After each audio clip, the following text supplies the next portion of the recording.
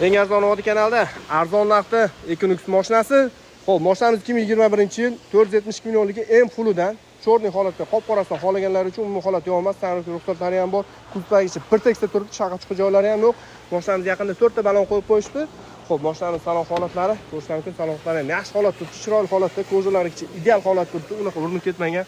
Orqa salon ashkalari ham yo'q, ideal holatda turibdi. Dehqon o'zidan endi yuvmasdan olib kelishdi. Mashinamiz chang holatda turibdi. 2021 88 ming probega ekan, mashinamiz benzinda ekan. Xo'p, mashinamiz ikkita kichkina, mana bilinar-bilinmas kosmetika qilingan joyi bor ekan. Shu joylarni ko'rsatib qo'yapman. Ikkita kichkina, bilinar-bilinmas yong'oqchalik. Kraskalar ustoz ekan, yarboqda o'zdan shu ko'rib, kelib, tekshirtirib olasizlar. Mashinamiz polniy balkalarigacha mesh hadovul qilib 1,5 ming dollar sarflab qo'yishgan ekan.